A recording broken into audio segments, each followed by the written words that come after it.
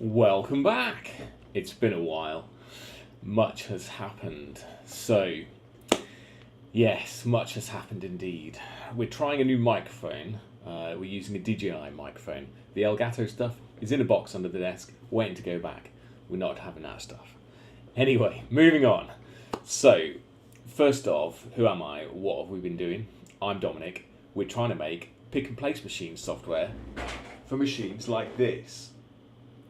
The idea is that this takes little electronic components and puts them on a circuit board that's got solder paste on it, and then you put it in an oven, you cook it, and then you get a nice little circuit board, and here's one I made earlier. This kind of stuff, right? What's wrong with this machine? Well, firstly, it ran the Chinese software, and it was actually pretty good. And people said, but OpenPnP is better. So I put OpenPnP on it after changing the control board, and the control board is one of these things. This is the original one out of the machine. There's another one in it that's identical to this, but it now runs different software. And then in the machine, and that's the board that does all the motor control and sensors and things like that, right? And then in the machine, there was also this stuff which came out of it. So we've got two cameras here, one that looks up at the nozzles and one that looks down at the PCB, and then you've got a touchscreen interface. And it was all right, but the precision wasn't great, the reliability wasn't fantastic, and there were things that you had to do to components after you put them down. You had to bump them around, and it's supposed to be better. So people said, put OpenPnP on it.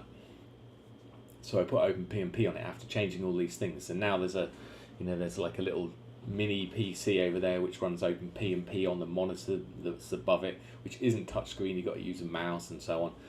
But the problem is, well, it just wasn't for me, basically. OpenPnP, whilst it being good software, is no good for my workflow whatsoever. I didn't like it. So during the process of assembling PCBs, right, there are many aspects of it. So you've got your EDA design software, which generates your list of placements, and then each of those placements has to be mapped to a manufacturer and part code, and then you have to find the manufacturer and part code in your giant stash of components and reels and so on, and then put them in the machine, and then tell the software where those reels are and where those components are and what orientation they are and all this kind of stuff. So you've got all this side, setting up the machine and the planning and all this side of things. And this is one part of the process. And if you're doing a double-sided PCB, then you have to do this twice. And if you haven't got enough feeders on your machine, you have to do it even more times, because you have to create a job file for the machine for the first set of components, and then the next set of components, and then the next set of components. And then you have to run 3 separate jobs if you haven't got enough feeders.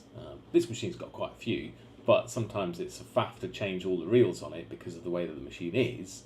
So sometimes it's easy to run 3 jobs than change too many reels and so on. Yeah. The quirk of that machine. Other machines are different with different feeders. So yeah, OpenPnP tries to manage all the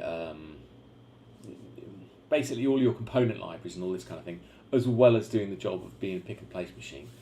And it needs to do it for some things, and it doesn't need to do it for other things. And there's no way to get like my original tool, which does the manufacturer part mapping and so on, into PnP. OpenPnP needs to own all the data. So I didn't like it, so I started writing my own system. So let's have a look and see where we got to over the last year and a half now. It's been a lot of work. So let's switch over to this. Right. So the MakerPnP organisation, GitHub organisation, which is just me at the moment. Well, mostly me. There's a couple of contributors for the Gerber side of things, but that's about it. We have, let's go to the GitHub repo. So this is the GitHub repo. It's scrolling across at the bottom right now. github.com/MakerPnP. That's where you find all this stuff. So the main repository that I started is this one, the MakerPnP one. And this currently contains the planning software. The planning software is split up into 3 main tools. You've got the Planner GUI, you've got a Planner CLI, and you've got a variant builder CLI. It's been a while since I've touched some of this stuff because I've been doing other things, so my memory's a little foggy. So hopefully it all makes sense. So planning software. So you design a PCB and it's got a bunch of parts on it. Maybe it's got an LED. And maybe when you're making one variant of it, you want to make your parts with a red LED. And then you want to make another variant of it with a green LED. And maybe you want to make both of these variants in your machine at the same time, right?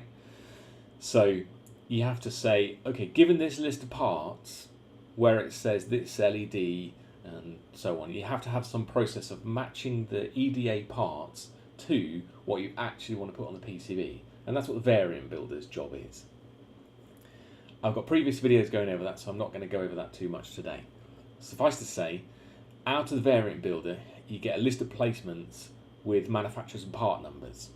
Then you use the Planner GUI or the CLI to create essentially like a job or set of jobs for the machine.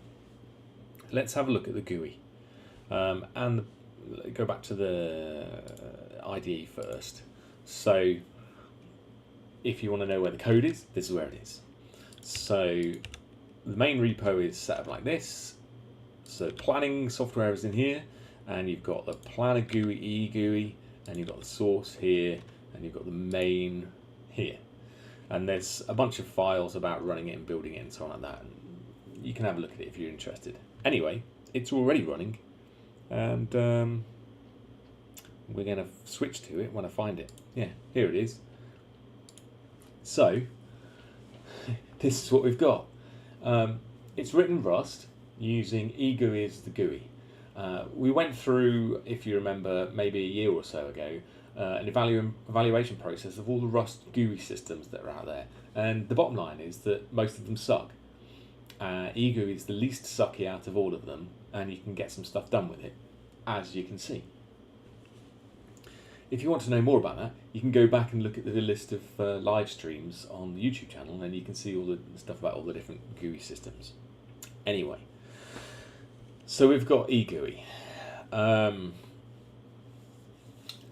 And there's various different plugins and so on that you can use for eGUI, such as like tree views over here on the left, and then tables, but then these tables turned out to be not fantastic, so I wrote my own table system. Yeah. And then we've got like some tabbed UI and so on. So what we're looking at is a project that I've set up. A project is defined by a few things. You need one or more PCBs and one or more phases, and each of the phases uses a process, and each of the process has a set of operations. So there's a GUI for the process, and here you can see the operations. And when you're doing a phase, you say, I want this phase to use this process, and therefore you have a set of tasks for it. It seems a little bit complicated, but the idea is that the planning software works if you're manually putting parts on a PCB yourself and then putting it in the oven, and it works as like a checklist of things that you need to do, right? But in a nice, repeatable way. This is one of the key things. And if you're using a pick and place machine, one of the things that it'll do is create a list of placements specific to how you're putting the PCBs in your pick and place machine. Yeah. So, a P&P process basically starts with loading PCBs into the machine, then doing automated P&P, which is placing components, and then doing reflow oven soldering. A manual process, and it's been a while since I've even looked at this because I've been way too busy doing other stuff. A manual process starts with loading PCBs, as in getting them out, putting them on your desk and putting some solder paste on, right? And then manually putting parts on it and using a hot air gun or a soldering iron if they're through-hole components, right? So you can have one job, one project, which is maybe it's got surface mount components on the top and the bottom, and then you need to come back and put through-hole components on both sides of it. Or maybe you're doing a double-sided board and it's got surface mount on one side and through-hole on the other side, or whatever mixture you can come up with. The idea is the software is flexible and gives you a list of things that you need to do. So for a given project, you have a list of placements, right? The list of placements has a manufacturer part number. It doesn't have what's in your EDA tool, such as DipTrace.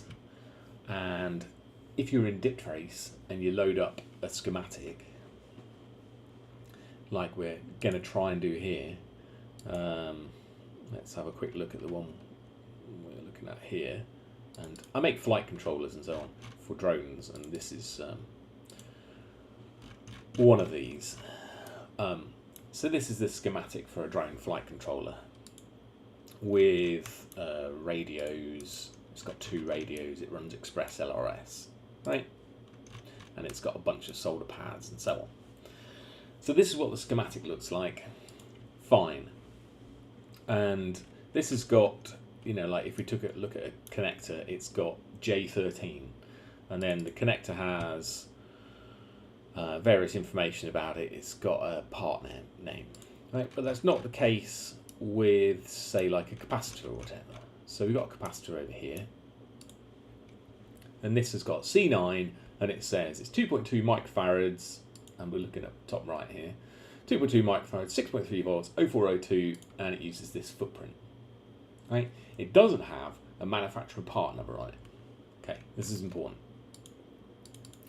If we're having a look at this, we can see that this capacitor has this footprint, right? So we've got the logical and the physical. So if we then load up the PCB for this,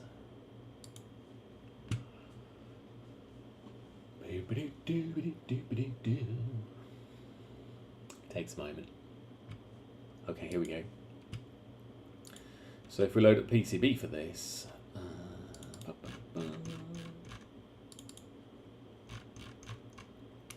right, we can find that same capacitor. Who remembers what number it was? It was C9. So C9,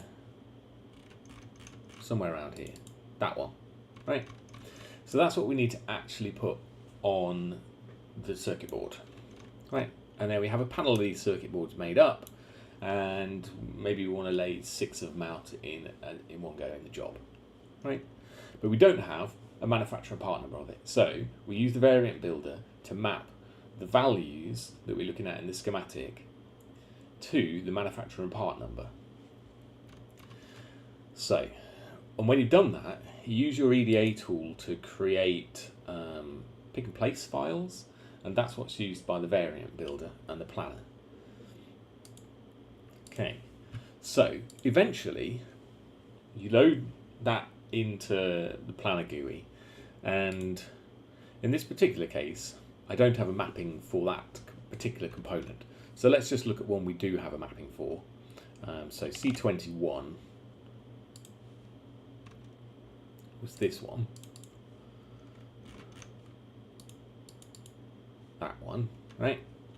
And that ends up mapping to this particular manufacturer part number. Now, you might have a bunch of different capacitors which are all suitable for this particular task, but one of them might be in your pick and place machine already, and knowing that your pick and place machine is a faff to change the components over, the tools are set up to know what is in your pick and place machine because you tell it, and therefore prefer things that are already in the machine, but also lets you choose a different one if there are multiple candidates that you might have in stock. Right, so eventually, after running through the variant builder and knowing what's in the machine, you end up with things that you want to place on it. So then each part has a manufacturing part number, right? But if you're doing 6 of them, then maybe you have to place 6 of them on the board, because one on the first instance, one on the second instance, and so on. So in this particular case, I am indeed placing 6 of them, and we can see here that we've got PCB1 unit 1, right? And if I scroll down a little bit more, we can find unit 2. So we've got that same capacitor, C21, placed twice in this job, right? Here it is on the second one. And it'll be there for the other ones and so on as well. And you can decide whether you should place it or whether you should skip it or whatever in this particular job.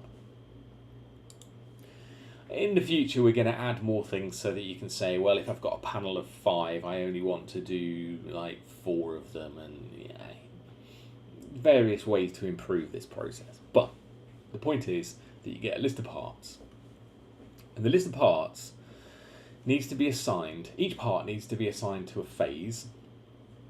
As I was talking about earlier, you might have not enough feeders in your machine, so you might have to run 2 phases for the top and 2 phases for the bottom, or 1 phase for the top and 2 phases for the bottom, so on. So you assign each part to a phase.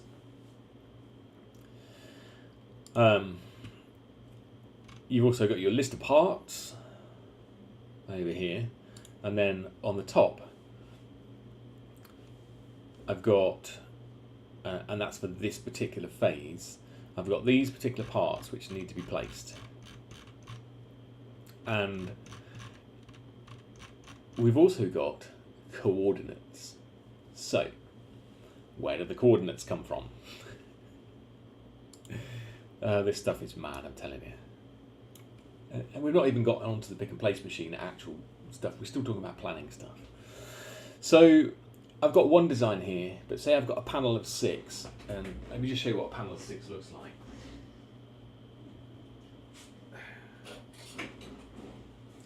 This is what a panel of 6 looks like. That's not exactly for this one, but you get the idea. So each one has different coordinates. So if I find C21, maybe it's in the bottom left. So I've got a coordinate for over here, and then a here, and then here, and then this one, and this one, and this one. And there's different ways to decide which one is like the first one that you do. Maybe you want to do this one first. Maybe you want to put the PCB in like this. Maybe you want to put it in like this. Or maybe you want to put it in like this, just for fun. I don't know. Maybe you do.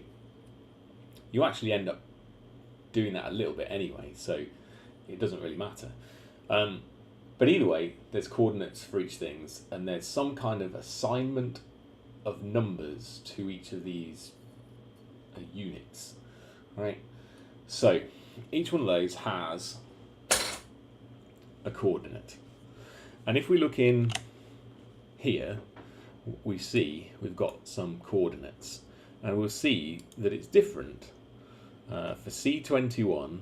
I mean, let's just look at the first part on it. So C2 on the first part has these coordinates, 74, 30, and then that same one on the first one is 33, 33, and then 30. So how does that work? Well, in order to come up with your list of coordinates, if you're doing multiple units per PCB, you need to define the PCB. Now, this was a whole nother mission getting this working, but here we are, 2026. So, before you can calculate coordinates, you need to assign a PCB to the job. And you need to define what the PCB looks like. So how many units are there on it? And how are they arranged on a panel? Thus. So we have all this stuff. And for each of the given units, you can assign it the Gerber files, and it can show you the Gerber files. And I wrote a Rust Gerber viewer. So this is actually real time.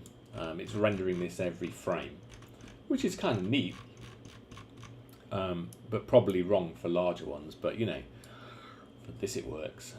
We'll come back onto that in a minute. So the idea is you define a panel and you've got your panel configuration. So when you're putting the board in, you have an assembly orientation. Let me switch to full screen camera for a second. You've got an assembly orientation. I could put the PCB in like this, or I could put it in like this, or I could put it in like this, or I could put it in like this. So you've got like, where's the origin of the board and where is it going to be when it's in the machine? It could be in different places, right? So you've got your assembly orientation. Now, that's for the top. Now you also need another assembly orientation for the bottom, because I could flip it over this axis, or I could flip it over this axis. And depending on how you put it in the machine and how you flip it over, all the coordinates need to be moved around. So going back to the software, here we are. Going back to the software, we've got the assembly orientation. You can give it an arbitrary rotation and bottom, and then an arbitrary rotation, and then you can say how you're flipping it over, so on the pitch axis or the roll axis. So you give it that, and you say this allows you to see what it looks like on the top and on the bottom, and here you can see that the numbers on the right hand side, the unit numbers, when you're looking at the bottom, are in this position, sorry, top are in this position, and when you move it to the bottom you can see that the units are now in a different position. So you can preview what it looks like. You can define your panel size, and so on, and you can set your position of all your fiducials and how big your edge rails are. You can move the fiducials around, and you can change the size of them, and this all happens in real time, so you can see it. And what's actually happening here is that this UI is actually creating a Gerber file, and then that Gerber file is being used for the preview of the panel, which is kind of neat. And then we come to the definitions of the units themselves. We say this unit at instance 1 is this particular design, and this is where its coordinates are, and this is how it's rotated. Kind of neat. And you repeat that for all the different designs on the panel. And in the future, maybe if you've got panel Gerbers, we can identify where all the things are and all this kind of stuff, but it's manual at the moment. The way I'm working at the moment is that my PCB fab does the panelization. I make one design and say, make 6 of these on the board, and I give them the spacing, and I say how big I want the edges and things like this, and they design the panel, and then they give me Gerber files back, and then all the information that I'm putting in here comes from the panel Gerbers that my fab sends back to me. So that's how you define the panel. These are the panel Gerbers that the design fab sent me, and you can use these to verify where things are. So we were looking at this, and we were looking at this. Now if I split this and move this across, now we can see it like this. So I've got my panel here, I've got some tool windows. We're going to move these out of the way so we can see what's going on. Yeah, let me just put this in here at the moment. There we go. So hopefully we can see this. So now that when I click on one of these on the list of placements, it actually shows it where it's going to be. on the Gerber files. And if I scroll down to one that's on PCB Unit 2, we can find all the parts on Unit 2. And the same goes for Unit 4, and so on. So yeah. So that gives you the way to preview where the components are on the panel and verify everything looks good before you even get anywhere near to putting things in a machine or generating list files. So let's put this back where it was before and put the Explorer back over here and maybe put this back over here. Oops. Come. Oh, hold on. My bad. There we go. And put that back there. Right, good. So, now what? We've got a list of components, we've got a list of phases, we've got processes for the phase, and we've got a way to verify that all of the different parts of the different phases are in the right place. Looking good. Now what? Generate artifacts. That's what. Yeah. Yeah. We've got packages and all this kind of stuff as well. Yeah. I can't even remember some of this stuff. It's been so long ago since I actually worked on this particular code base because I've been doing all the machine stuff, but we'll get onto that in a bit. Generating artifacts. So what that will do, that will create like CSV files which you can then feed into a machine, or maybe it's a JSON file, or maybe it's a .ron file or whatever. But the point is, for a given machine, there's a specific process or specific sort of plugin that you can use. Currently, there's only one thing that can do it. But if you want to add support for different machines to create the list of files that the machine needs, at this point, you can use the planning software and then write your own plugin and add it to the generate artifacts so that it generates what you need for your machine. Currently, this just produces a CSV file, which is fine for most machines. And it also creates a JSON file as well. I'm not going to go too much into the detail of what that looks like. Suffice to say that it does. So, say you don't have a machine. Say you don't have a pick and place machine and you're just doing manual placement of components. Then what? Well, there needs to be this kind of feedback loop so that you can tell the planner what has happened. And in the future, there will be some way of having some new software feedback what has actually happened to the planning software, and that'll be an automatic process. At the moment, that doesn't exist. So the way that we start this whole actual assembly process, we're going to go reset. So if you remember, we had the processes and they had the various different tasks.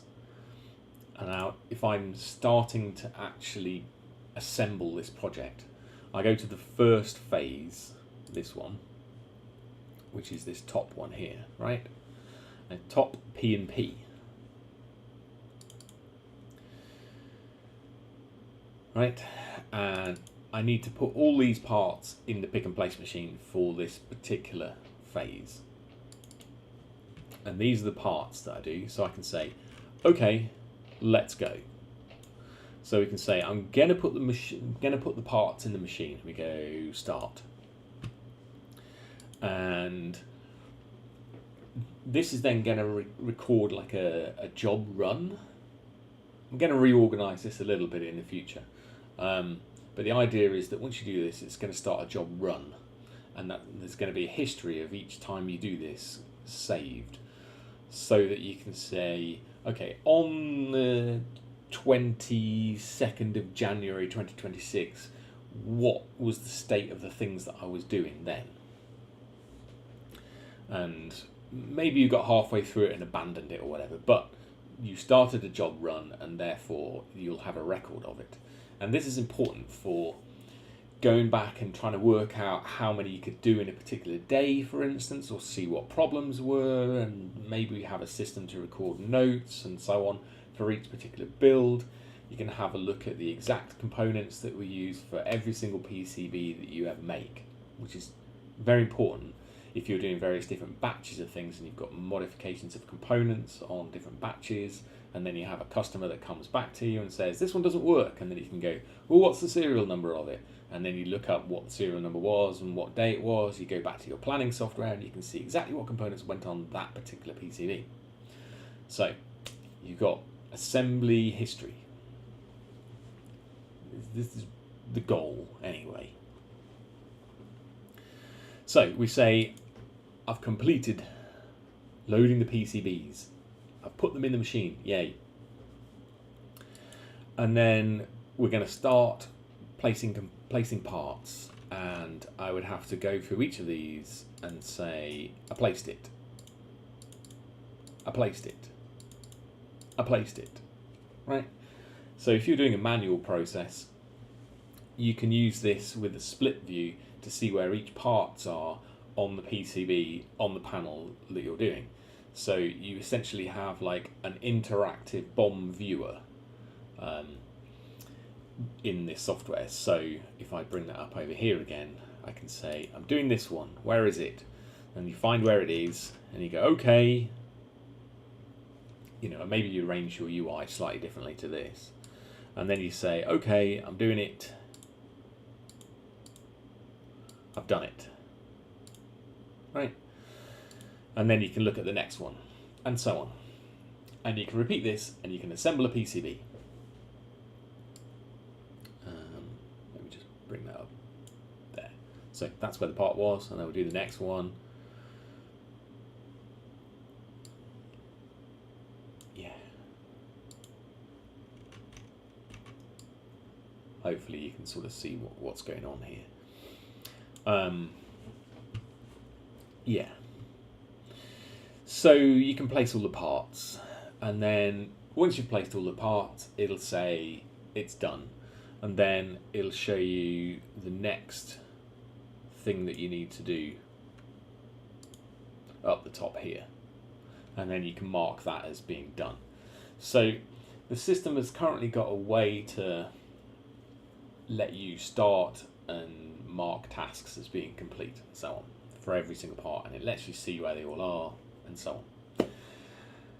So that's where we are with the planning software. That was a lot of work to get there. As part of making the planning software, I mentioned earlier that I created the Gerber viewers. Now the Gerber viewers end up being a separate library. So in the MakerPnP repository, if you're interested, there is Gerber types, which this project has now inherited from its original source. So MakerPnP now is the maintainer of this crate, and I've done lots of updates to that. If you're here, you probably know what Gerber files are, but if you don't, then basically they are files used for manufacturing. Initially they were used for shining a light through holes on a transparent material, which is then used to etch away copper. And there's a lot of legacy baggage with Gerber files, but Gerber files are commonly used in this space. So Gerber types defines like what a Gerber command is, what things you're allowed to put in that command, and so on. And then your EDA tools produce Gerber files and pick and place files, and you need to be able to read those in order to be able to use them. So the Gerber parser is what does the reading in. This again wasn't created by me, but I've had to make lots of changes to it to support the Gerber files that I use. Then we have the Gerber viewer. The Gerber viewer is something that I created from scratch, and it basically allows you to run it's got a demo app basically, but it basically is a library that allows you to embed a Gerber viewer in an eGUI app. You could technically create sort of front ends for the back end for non-eGUI apps, and one of the goals in the future is to allow the Gerber viewer to render to an image. It doesn't do that currently, but I want to do that at some point.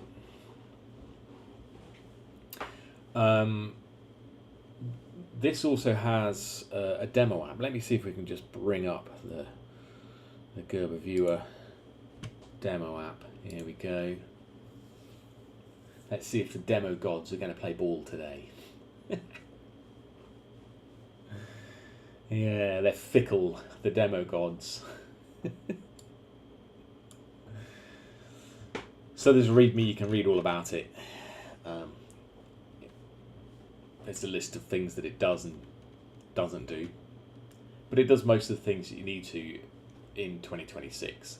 So some of the things that we don't have are sort of like legacy deprecated Gerber features that no one uses anymore.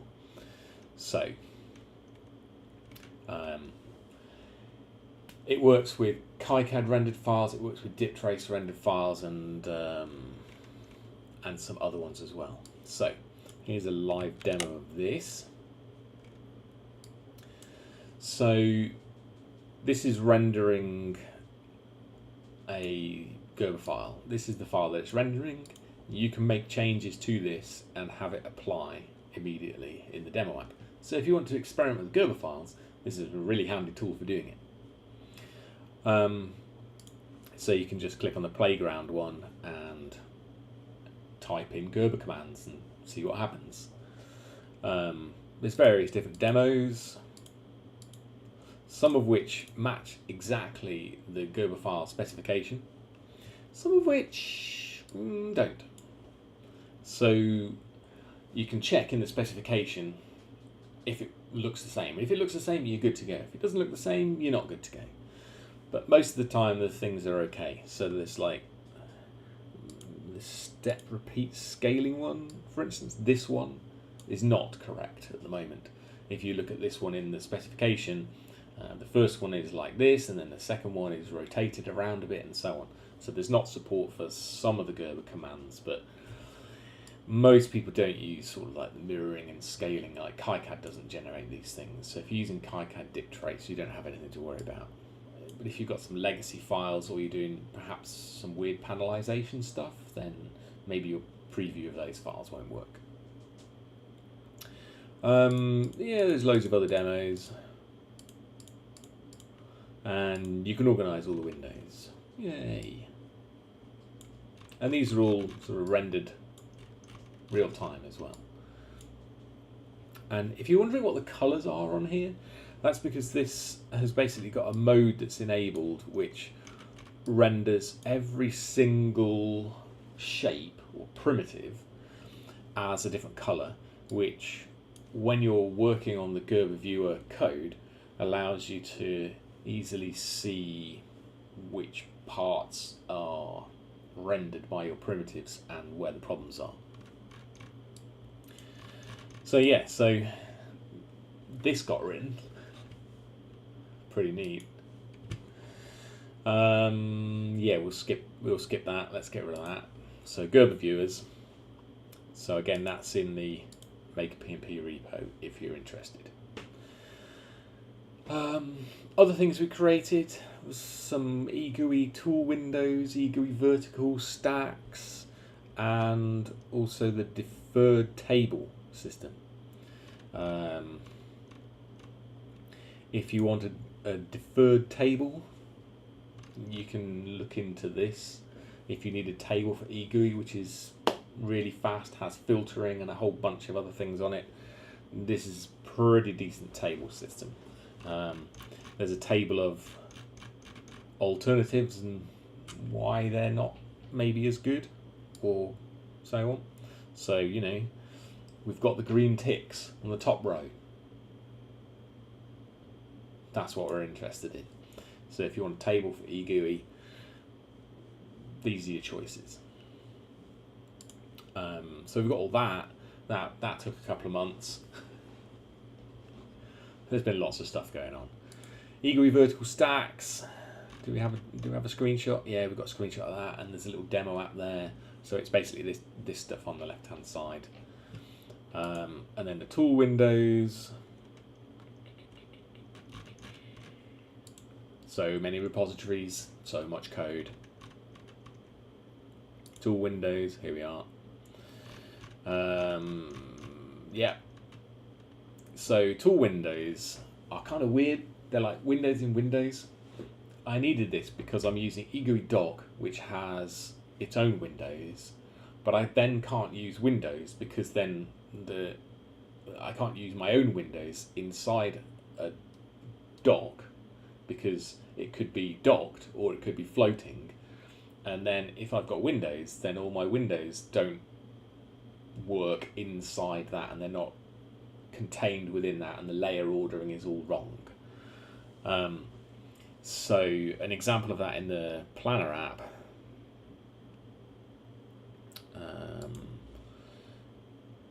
are these things over here. This is a tool window, and if this is floated, these tool windows are constrained to this.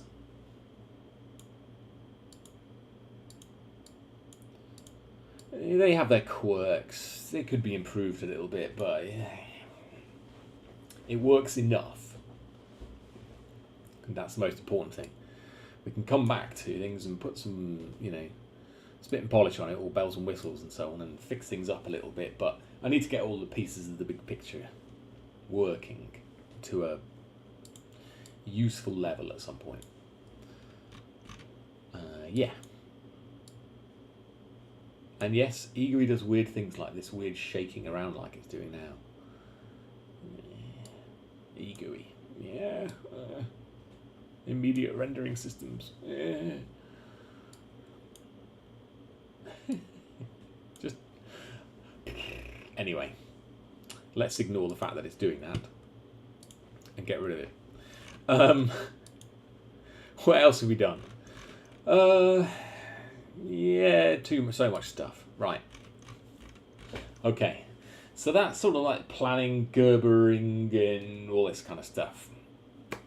So, like, what about the machine? What about the machine?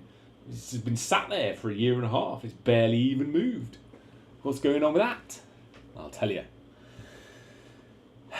This is what's going on with that. This repository. So, architecture. Way back when we started this project, I had an idea of sort of like the architecture for the whole sort of system. Let me see if I can just find one of these files for this. It's been a while since we looked at this. A long, long while indeed. Okay, here we go. Design. Let's see if we can find it. Architecture overview. Was it this file? Yes, that file. That's the one.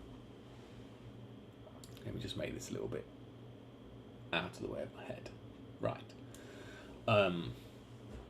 So yeah, let's see what we've done. UI and planning. Yay. EDA integration. Yay.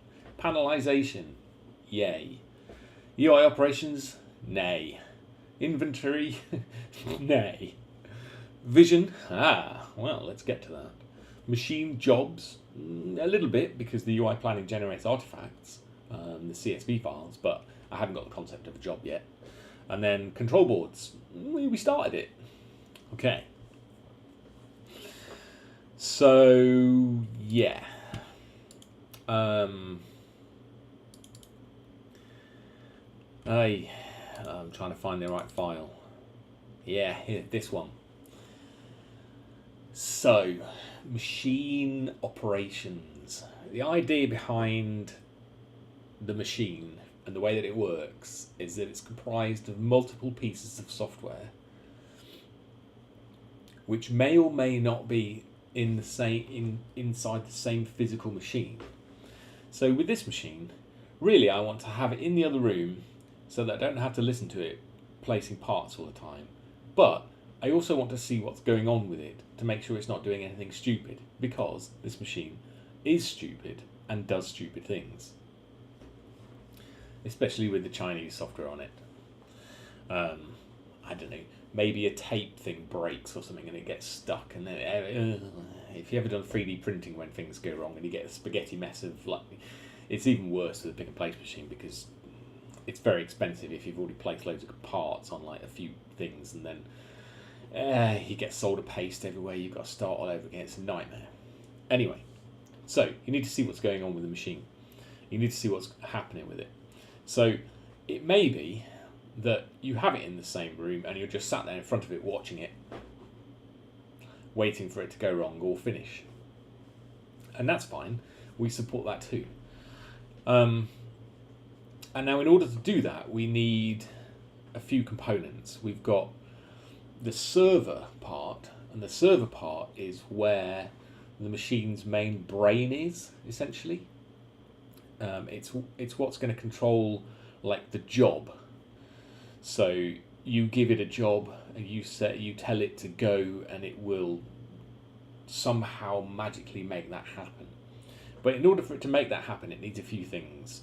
It needs cameras, it needs machine vision, and it needs some way of talking to things that can actually move motors and actuators and turn on pumps and read sensors and all this kind of thing. Now, there are a few ways of doing this, and there's different pros and cons of doing it in different ways, but this is the way I've decided that it's going to work best for me now, and hopefully for many other scenarios that you can possibly envisage. The idea is that you have one server instance, and it is the source of truth. And you can have one or more control boards. So say you've got 2 3D printer control boards, right? And you've got some random firmware on it that we write. And the server basically coordinates sending commands to these boards. So maybe one of them does the X, Y axis, and maybe the other one does like 3 or 4 Z axis for 4 different nozzles, and maybe the first board also controls a fan, and the second board controls a vacuum pump, depending on like how many I/O outputs there are on each board, right? Stepper motor drivers and all this kind of thing. So there's one or more I/O boards, or maybe you've got a really fancy one and you only need one, which is what we're starting with. But we're still architecting it for multiple. And then a given control board that's in the machine, right? It can have ancillary boards, like peripheral boards. So maybe you've got a control board in the base of the machine, and maybe you've got a control board on the head, and that board moves around with the head. And maybe that board on the head has got sensors on it for the vacuum pressure on the head, or maybe it controls the vacuum switches to suck and blow, right? Or maybe it's got a homing switch on it, right? Maybe the homing switch is on the head and not on the chassis of the machine. So you can easily see that you can have multiple control boards depending on the machine. Entirely dependent on the machine. So the idea is that the software is flexible enough to let you build whatever kind of machine that you want to build or own and want to retrofit. So, cameras. Let's get onto that for a minute. Cameras. Cameras technically could be connected to a control board or a server, but as long as you've got a fast enough data throughput from the control board, or maybe it's not fast and maybe it's very slow and you have to wait for it, but either way, as long as you've got communication from that control board to the server has potential for reading or processing an image and sending it, giving it to the client to display it. You don't always need to display it, right? So the machine could be doing whatever it is, and on the client you can just turn off the cameras it doesn't matter. As long as the server knows where things are, then that's fine. So for instance, you could start a job and then your network between the server and the client could die, but it shouldn't kill the job, or should it? Maybe it should. Maybe you've got a network interruption, but it needs to be fairly tolerant of all this kind of weirdness. But the server is the brain, and the server lives normally fairly close to where the control boards are. And now we get on to interconnections between the systems. So at the moment, I've got a setup here on the desk, hiding behind this transmitter down here. Let me make my camera big. Yeah. Down here, there's a control board, and it's got a network cable plugged into it, and this control board's got an H7 processor on it. And that's talking to my desktop PC. Now, in front of the pick and place machine, somewhere over here, there is a Raspberry Pi with a touch screen on it. And there is also a monitor above it. It's got two displays. Can we see the monitor? Let me just, yeah. So up there's a monitor, and then somewhere over here, there it is the Raspberry Pi. The idea is that for this machine, the Raspberry Pi 5 is going in that hole in the front of the machine, that hole, and then the Raspberry Pi 5 has got an HDMI output which goes to the monitor. And the screen that I've got for the Raspberry Pi 5 is a touchscreen. And the original Chinese software that was on this was also a touchscreen. And that worked out quite nicely. It was very good to just be able to nudge, nudge, nudge, blop, blop, blop, instead of having to get a mouse and move it and then click on things. It's way slower. Touchscreen is so much more intuitive. Just ask a 5-year-old when they first get a phone. Can they touch things and click on things? Immediately, yes. Can they use a mouse and keyboard to move things around as easily? No. And it's the same with most humans. You see it, you touch it, and you interact with it, and everything's good. But maybe you want more detail of what's going on, so you can use the second UI to show the Gerber files, for instance. Or some status of all the list of components, or maybe all of these things. And maybe if you've got 3 cameras, maybe you want to display 2 cameras on the top and 1 on the touchscreen. Who knows? Who knows what you want? The idea is you want a flexible user interface. So that's what I built. Do you want to see it? You do, don't you? Let's have a look. Let's have a look. Here it is. Let's get rid of all this. So, what are we looking at here? Okay, we're looking at a flexible UI. So if you imagine you've got a Raspberry Pi, and this window is like the touchscreen one, and you don't want to waste all of the display for displaying stats and things, and you don't want all that. You want something in here. You're like, fine, you can have it. And we're going to have more things that you can display in here, but the idea is that you can bring things onto this panel, or they can be on here. And it's not just limited to 2. You can have 1, you can have 2, and you can have many, because that's how I built it. At the moment, we've just got 2. And you can close one as well. So now we've got sort of like a flexible UI system. And this again is built with eGUI, using eGUI dock, but it's got the concept of workspaces. So each window has a workspace, and it's got its own layout, and it remembers it when you close it and start it up again. And here we can see that it's displaying the output of a camera. So like, what's going on here? So if you go back to the architecture for a minute,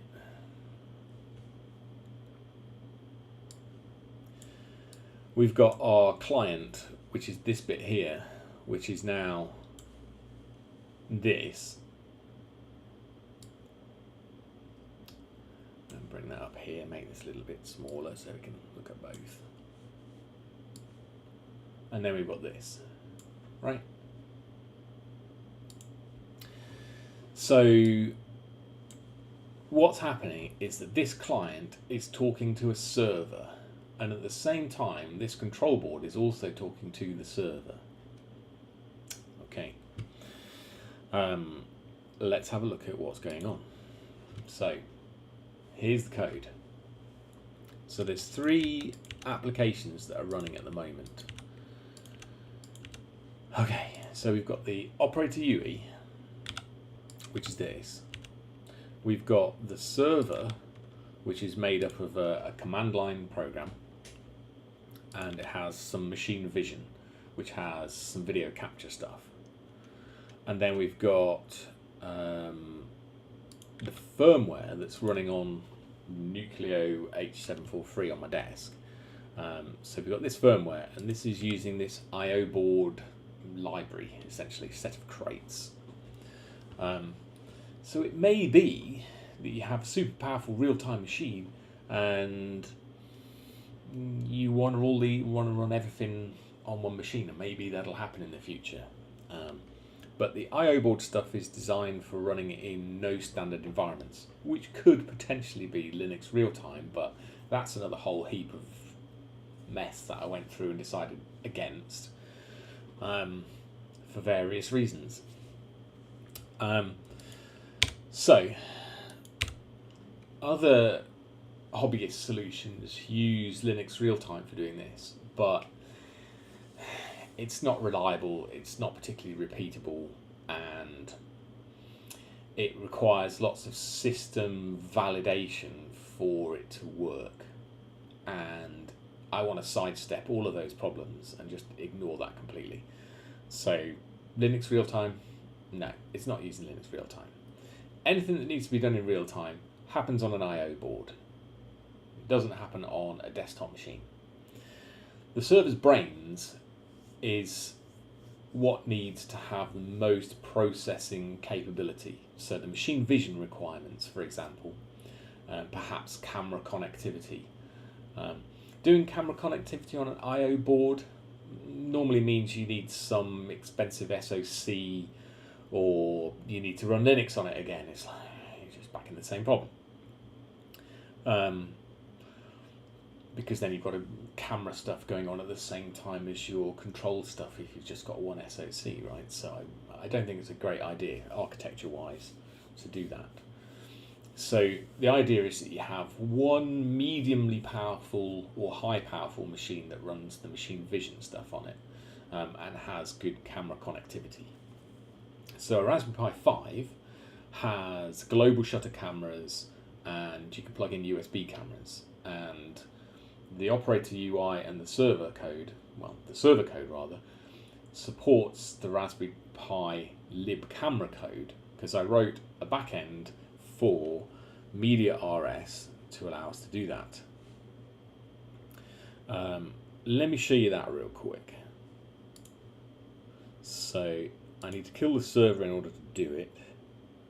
And then this is a demo app for Media RS. Media RS supports like capture on Windows and capture on Mac OS X.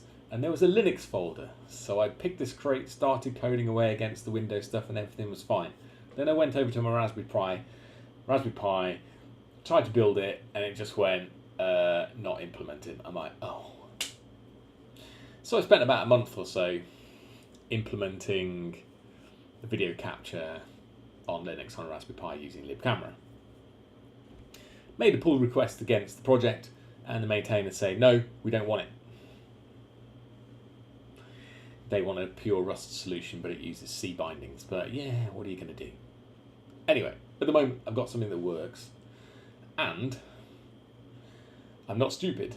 So I initially tried it with OpenCV, but there's problems with device enumeration. as in you can't find out easily which camera is which from OpenCV. The API just doesn't have support for it. And Rust bindings especially don't have support for it. So, yeah. OpenCV. So somehow you need to talk to a camera, get a frame from the camera, and then do some vision processing on it. And the only current viable solution that has all of the things that I know I need currently is OpenCV. And there are Rust bindings for it. They are popular, but they are not easy to use. And when you're trying to discover the API, you'll be in a world of pain, like I've been. But I've done enough of it to get something working. So, if I try and use this camera that we had a moment ago, here it is. Let's do the whole thing going on with the display, just so you can see what it's like. So we've got that, and we've got our little control board down here blinking away. So this is actually doing OpenCV stuff, and it's doing face recognition at this particular point. So if I were to point it at myself, you see that it's drawing a box around my face. I don't actually care about face recognition for pick and place purposes, but you get the idea. It's doing machine vision stuff. So that's kind of an important milestone. So there's basically like this little demo app just to make sure that all of those pieces of the puzzle work. And this demo app runs on the Raspberry Pi 5, and it can also run on a Windows desktop machine, which is what I'm using now. And you can turn off the face detection stuff, and now it hasn't got it. And then if we click the little button, it does have it. This camera's on a wire, so it's a bit unstable. So that happens. So let's kill that again. And then you can see you can enumerate cameras and all this kind of stuff. And if you want to look at the source code for that, that source code is currently in the machine repo under the experimentation, under the Media RS and OpenCV crate folder project, wherever, whatever. And you can see how it does it there if you're interested. But basically it just creates a stream and then has a callback handler and then feeds that into OpenCV and then displays green boxes on the top of the information that OpenCV gets back. And it's this kind of thing that we need to do with pick and place machines so that we can say detect fiducials and so on, and holes in tapes and things like this, right? So we've got all that. So we've got an experimentation there. Okay. So yeah, going back to the server for a moment and the networking side of things, like we've got this and we've got some way that we need to communicate between them. That was one of the other pieces of the puzzle to solve, right? So I stumbled across a repository or project called Ergot, which is this. So let's have a quick look. I think there's some... Where's the little book thing? Oh yeah, somewhere around here. There's some diagrams somewhere. Yes, here we are. I knew I had these things somewhere. So Ergot is very new. So if you're thinking about using it, just be aware it has lots of limitations at the moment, and doesn't do all the things that we want it to do in the future. But please, if this is interesting to you, then please get involved with it because we need some help with this.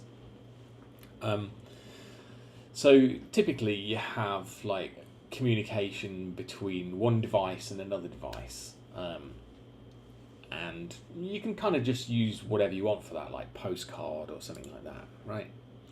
But in this situation, we need something better.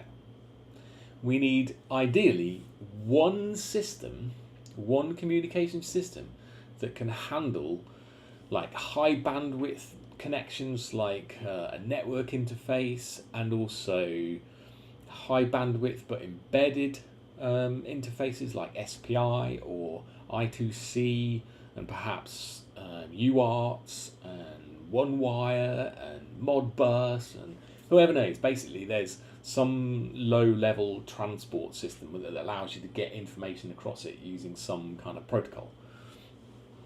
Right. So the idea is that with Ergot, you implement a way of using a particular bit of hardware to send messages back and forth. Right. So Ergot's got some examples for using serial. It had some for using TCP.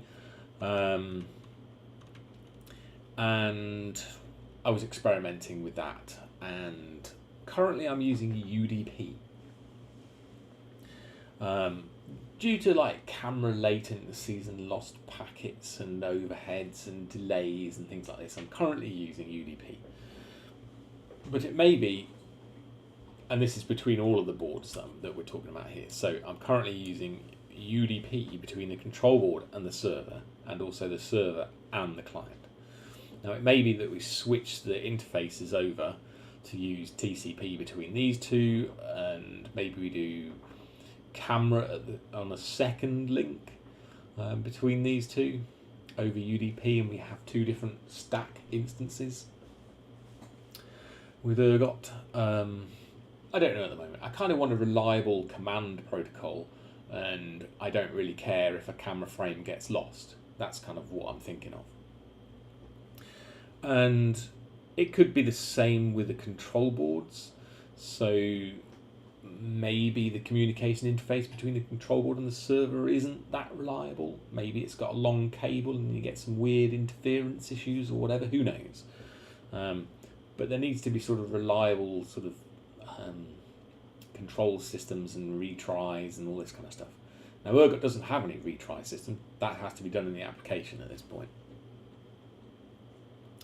So, Ergot.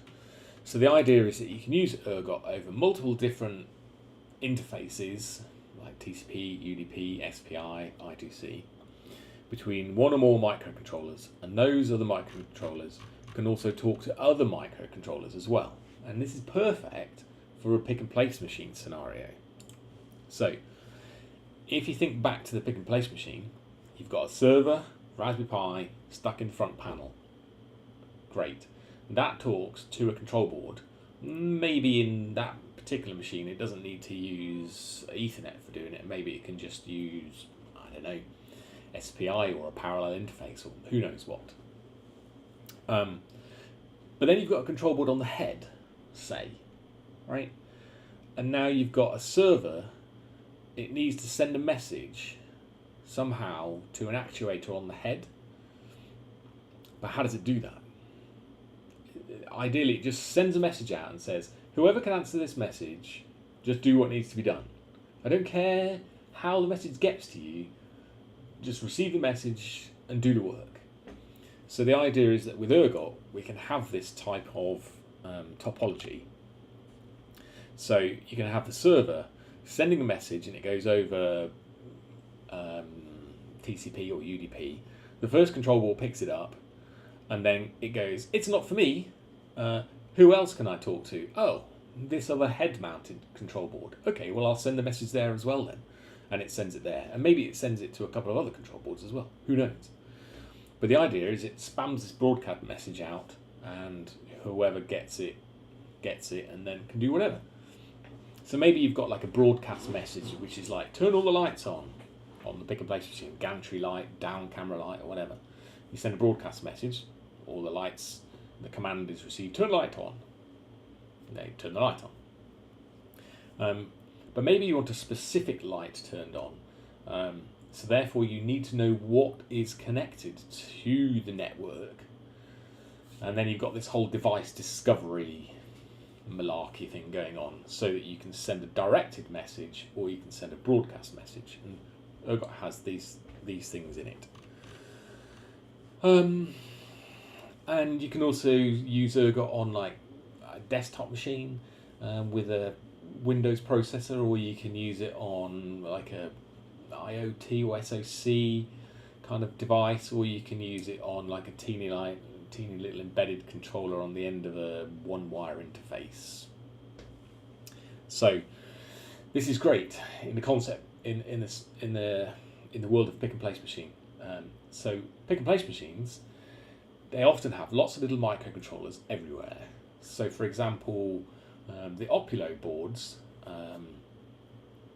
the Opulo pick and place machines, they have like a server for running OpenPnP on. They have like a control board which runs, I can't remember what it runs actually on their one. Anyway, they've got a control board, it runs some firmware. And then you've got a bunch of feeders as well now, and the feeders are connected to the control board. And each of those little feeders have an MCU on them, right? And this is perfect scenario for using Ergot. So you can have the PC sending a message directly to a feeder if it wants to, and it doesn't care how the message gets there, which is really good. So I think it's a very good fit. But at the moment, you can only create one stack, and all of the things on the stack have to use the same transport. Not ideal. But, you know, it's early days. Luckily, though, Ergot isn't that massive, and you can probably understand quite a lot of it if you look. So, Ergot for comms. That's basically the long and short of it. Aye, right. So,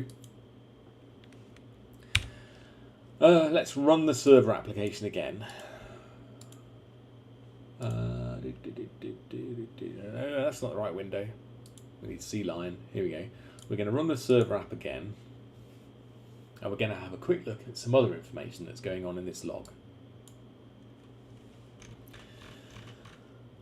And that's probably enough log to look at. Okay, so the server, when it boots up, it goes, what cameras are connected, and it tells you what cameras are connected. And you can either use the OpenCV or for camera capture, or you can use the Media RS. It currently supports both. And it's a compile time option.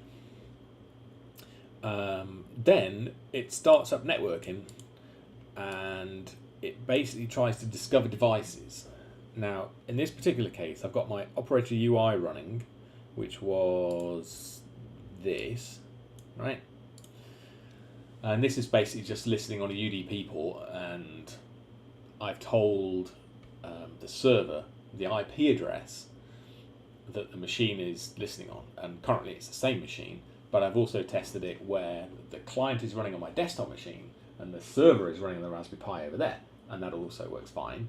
And then I've also had it so that both the UI and the server run on the Raspberry Pi, and that also works fine.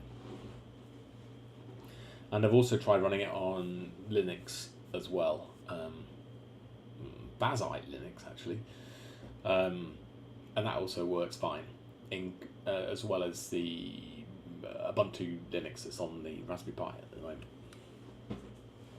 So that all works fine. So here we can see that it's discovering devices, and it's discovered an operator UI, it's discovered one I/O board, and it's discovering, and it knows about itself. So the I/O board is on the desk. I've told the server about the IP address of the I/O board, and that's how it knows how to access it. At some point in the future, I'm going to make everything that has a network have a UDP discovery. So basically, you can discover the IP addresses. Currently, the IP addresses are hard-coded or in config files.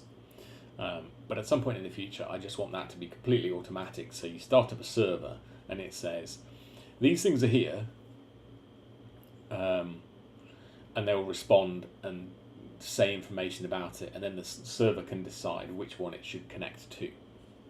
because, I don't know, maybe you've got 2 pick-and-place machines on your network, right? So you need to be able to connect to the right one. So we have that. Yes. Next part of the demo.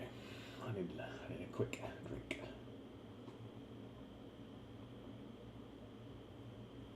All right. Now, on my desk over here, let me just point the camera around over here. Okay. On my desk over here, we've got a power supply. 13 volts will do. And then we've got a wire. There's the end of it, which needs to be plugged in. Thus. Right. That is connected to the H7 down here. The H7 is connected to like a random TMC stepper motor driver over here. Let me see if I can make the camera bigger. Yeah, there we go. And that's connected to a stepper motor driver over here. That stepper motor is connected to, that driver is connected to this stepper motor over here. Let me see if I can just pull this out of here. Rat's nest of wires. There. Come hither. Okay, here we go. We've got it. We've rescued it. There. It's connected to this. Right. So, if I was to turn this on, hopefully,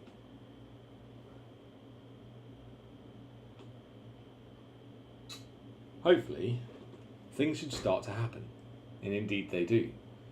So, what's going on here is some motion controlled stepper movement and then some non-motion controlled stepper movement. So it might not be entirely obvious. Let me see if I can bring this camera a little bit closer over here. Okay.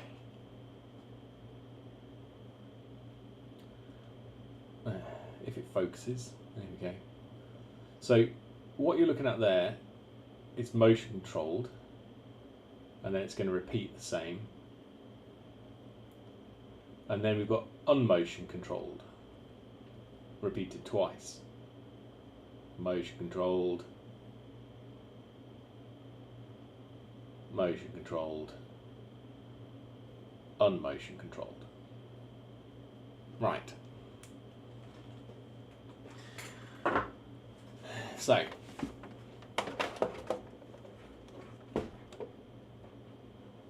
that happened. So where's that code living? Let's have a quick look. How do we do it all? So much stuff. So at the moment we're basically trying to get all the different pieces of the puzzle to a point where we can actually start building things and doing things properly. And that'll be the topic of the next live stream. So in the I/O board, well, let's have a look at the firmware first. We've got our firmware, and it starts up, it does some stuff to do with MCU clocks and so on, and we're using Embassy for this, by the way. And Ergot also uses Embassy as well. So there seems to be sort of a good level of community direction with regards to Embassy there. And basically initializes an LED and random number generator, initializes Ethernet, starts up a stepper motor task, and starts up some networking stuff. Right? And then there's, currently I'm doing the stepper motor drivers using bitbashed.io. It's not the best way of doing it, it's the worst way of doing it, but if the worst way works, you can improve things in the future. So yay, it works. And it'll be like that until I actually have time to actually implement a better way of doing it, or until someone else does, maybe you, who knows. And then we've got the ability to get debug information out of it and so on. And if we were to look at the firmware, we can see here, hopefully, if I can make this bigger, we can see that we've got the tracelog output from the firmware as it was running on that board, and it's still running on it, doing what it's doing. Now, if I was to unplug a bunch of wires over here on this logic analyzer and plug in the logic analyzer for this step motor, and ideally not blow anything up.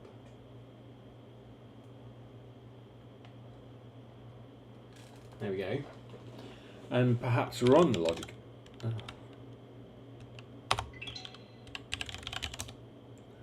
we go. Are we all back? Yeah, that was the wrong button. Run the logic analyzer. I accidentally pressed Windows L, lock the screen in the middle of the live stream. That's not ideal. Okay, let's see if we can get this running. Hopefully you're all out there still with me.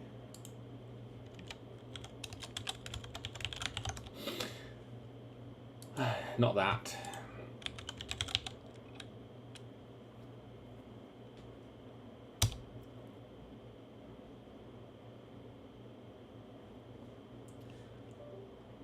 Yeah, this. Here we go.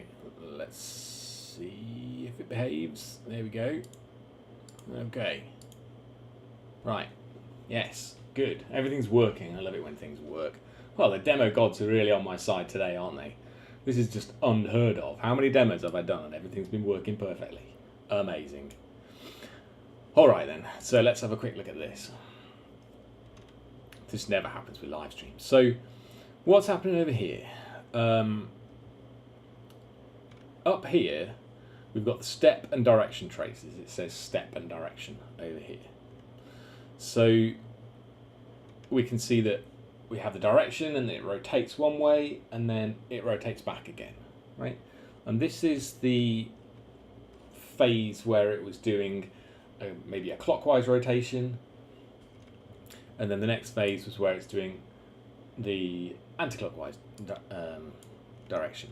Now if we zoom in on this, we can see each of the individual steps, and remember again this is bit bashed IO, so the timing's not precise, shall we say, but it's sufficient, which is fine. And what we can see here is that each of these steps are the same, more or less, distance apart. You know, occasionally another bit of code comes along and runs, and then it's slightly shorter, or an interrupt occurs, or whatever, right? But again, bit bashed IO, we're not doing it by DNA stream. That has to come later. And yeah, each of the steps on the motor is the same distance apart. And what that means is the motor will move one step at a time continually, right? But the problem with that is it creates lots of jerk motioning. It creates a jerk motion. And I'm not very good at explaining some of this stuff, but I'll try my best. So if you start making a motor move and then continue at the same amount of like steps per second for the duration of that rotation, at the start of it, the motor will try and resist that movement, and it'll end up trying to move the other way if it's left in free air, or if it's on a machine, it'll basically sort of accelerate very abruptly, and this is like the jerk side of things. So you've got jerk and you've got acceleration, you've got is it velocity? Yeah, something like that. And the idea is that you want, instead of it being and if you plot these on a graph, you end up with I think I have a graph, hold on. Experimentation.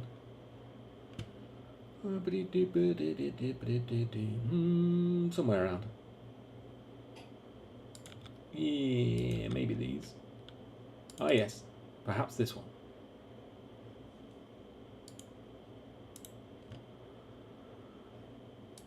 Let's see.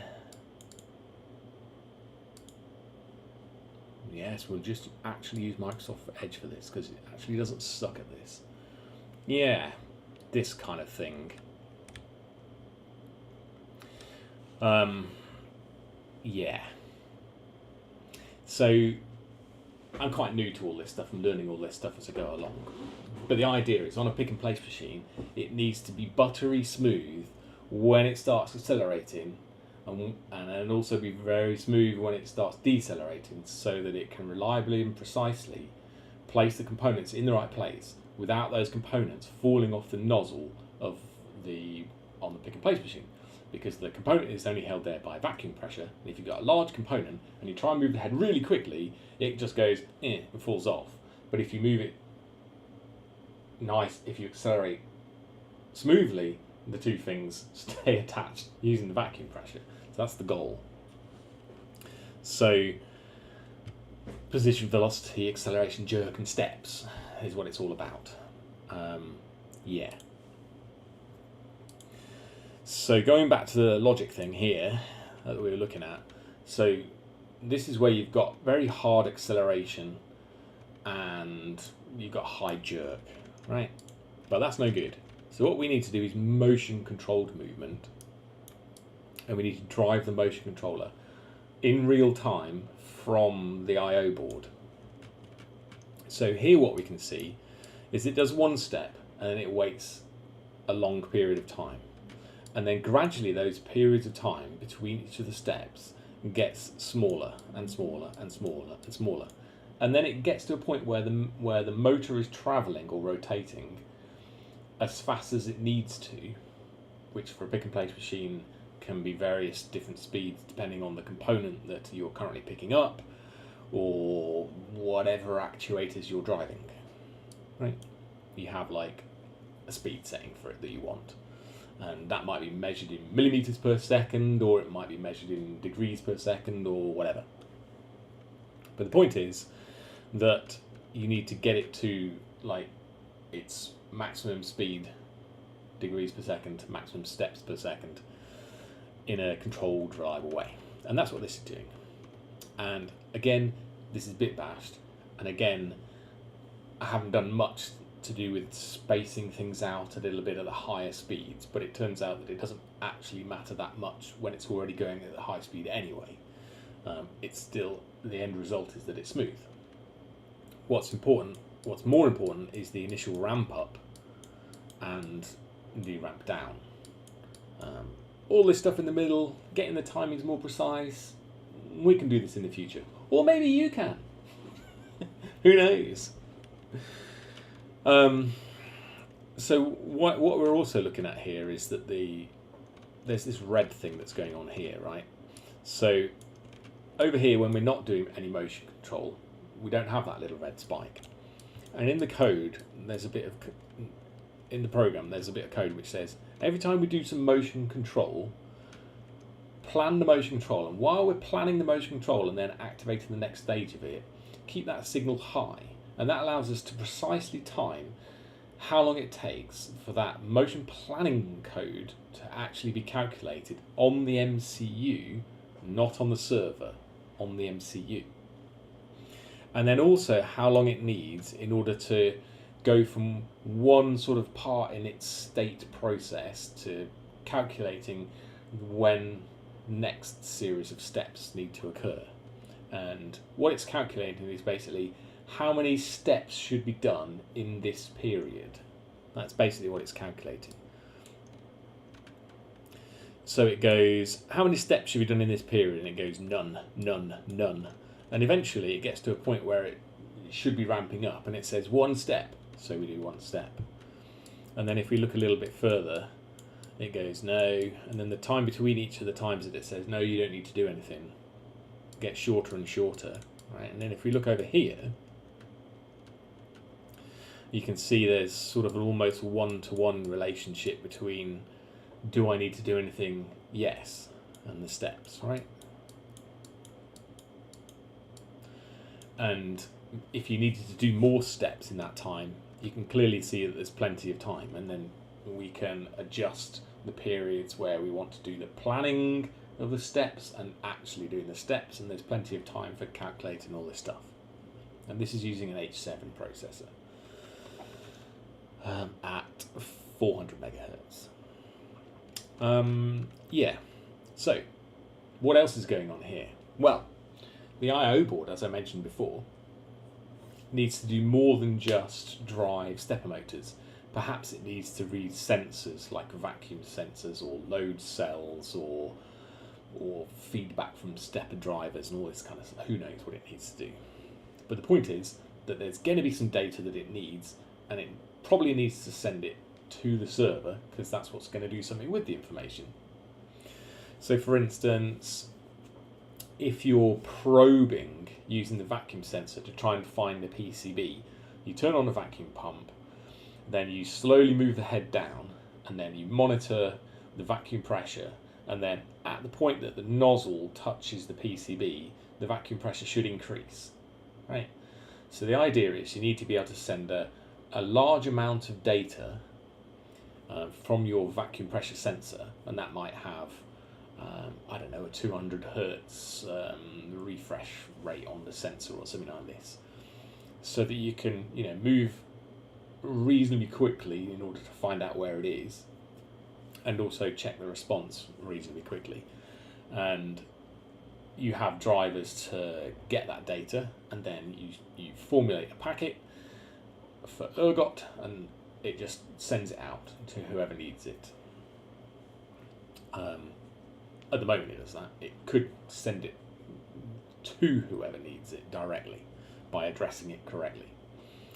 But what we're looking at here is just some arbitrary data. Let me just run this again.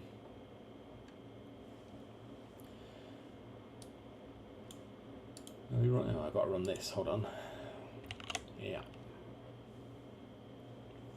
Okay. So it should do it with a bit of luck. Yeah, there we go. Right. With detection pauses. Let me bring this over here. There we go. So this orange blob here on this trace, what is that? And what's this green thing and what's this yellow thing? So this is a command being received by the MCU from the server. All right, and this particular command said stop. This command was a hello, like a heartbeat command. And so were these ones. And then at this point, it says start. And then what happens, it starts spamming out sensor data. Currently this is fake sensor data, but it's sensor data. It starts sending out sensor data. Quite what happened here, I don't know. And it sends out all the sensor data. And then, oh, I know what's happening. It's the logging information that's making it slow. If you're running it with the logging on, it slows down some of the I/O stuff. So if I was to disconnect this, everything should be smoother.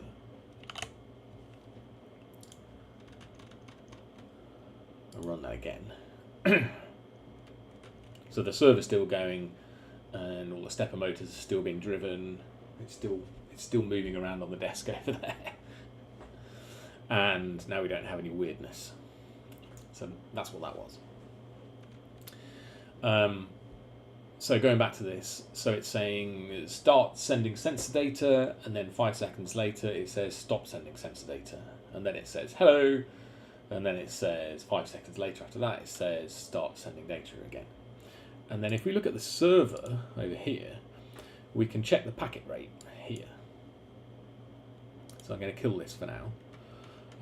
So what we're looking at here is that the server is receiving around about 320 packets per second from the I/O board, whilst at the same time also handling the camera, sending out all the camera data to the UI, which was, where is he? Which was this, which should still be connected. Yeah, we've still got a camera over here. Right, so it's doing that. And also the operator UI is also receiving that same information. So the operator UI is basically just showing us how many packets per second it receives. And this is because the I/O board is sending out a broadcast packet to anybody that cares about it. Just this is all proof of concept stuff at the moment. So it's sending out a broadcast packet, the server receives it, and then it says, oh, I've got this other thing connected to me, maybe it wants it, and then it sends the packet to it. So the operator UI can receive real-time information from any of the I/O boards that are connected. That's kind of the proof of concept that's happening here. So if I wanted to, I could plot that information of these sensors in a little plot window over here, for instance. I haven't done that yet. It's on my list of stuff to do. And perhaps you can have a list of sensors here and you can look at any of them and record it over time. Who knows? But we can do it. In principle, we can do it. So, yes. So we've got, let's look at our little diagram again. So we've got a client with multiple windows, touchscreen interface, can receive information from many different control boards no matter where they are on the Ergot network. We've got our server application doing camera stuff. Let's talk about the camera stuff at the moment. So how does that work? This was a faff. So in repository, we can see we've got in the experimentation stuff, we've got camera streamers.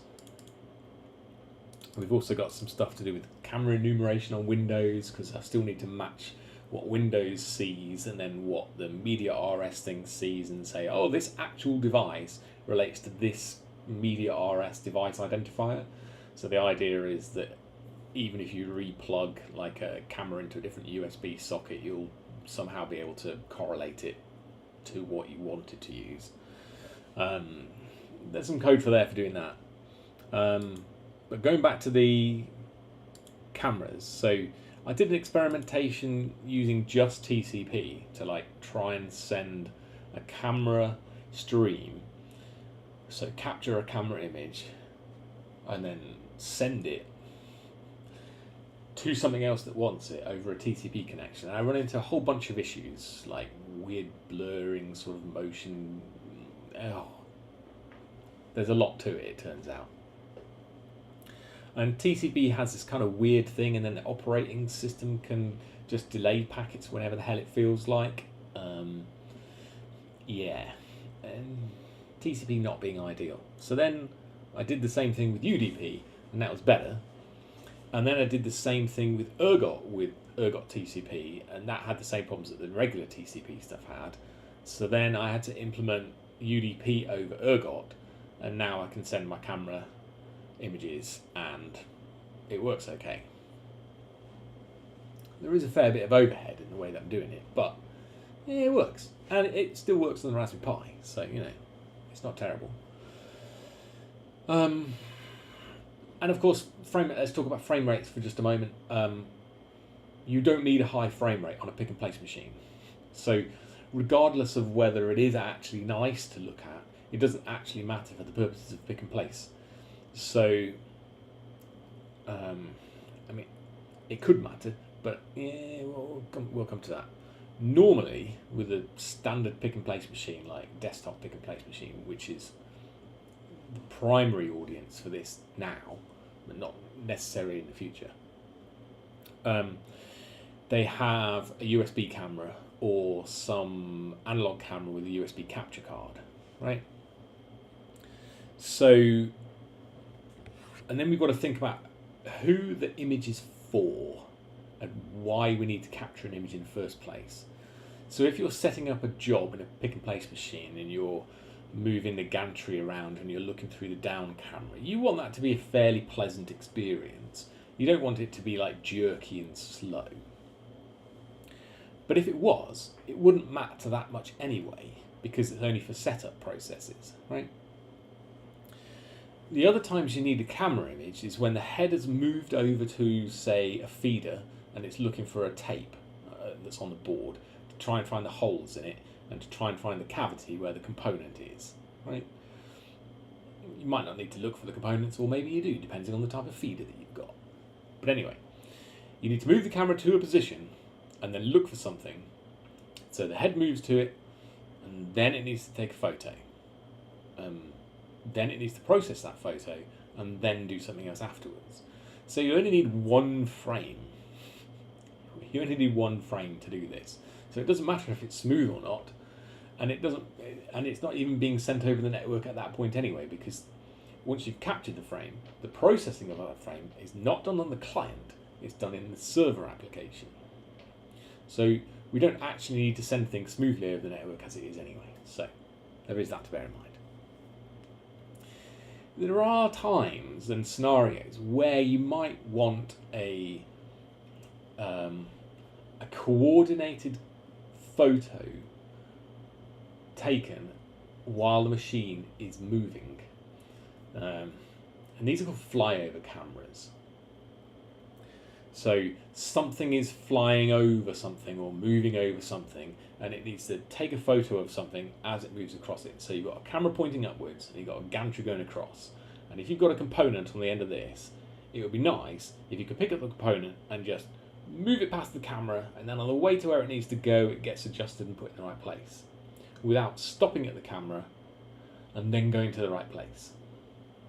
So the idea is you fly over the camera.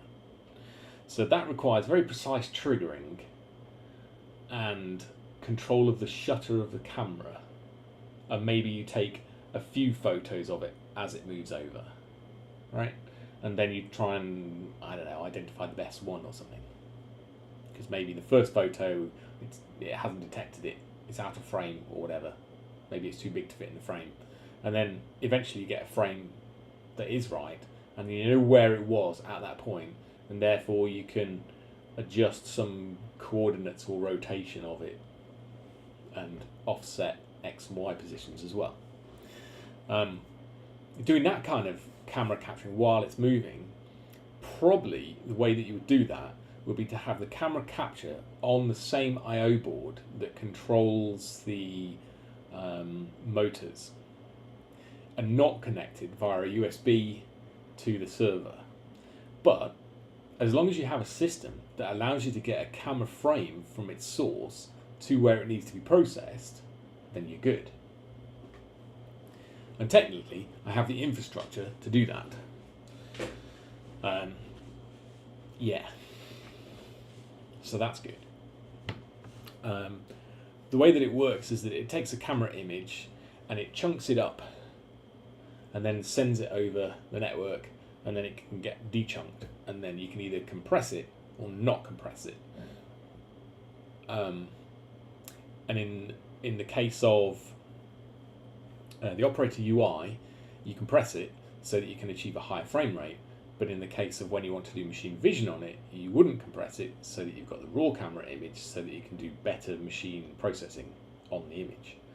So as one of the things that I'd like to do in the future is take a little board like this, which is an H723, which has a camera on it, and actually use this to take the images and then send the image from here to the server, and then have the server process it, instead of capturing it using like Media RS or Lib Camera or something like that. So I want this to work as well, and we've got the infrastructure to allow that. This is what we've all been working all towards. Right. So yeah, so various experimentations for doing camera stuff. Yeah. Now let's get on to another topic. So cameras, great. Cameras. preview of machines and motions, and how do you know everything's all going to work?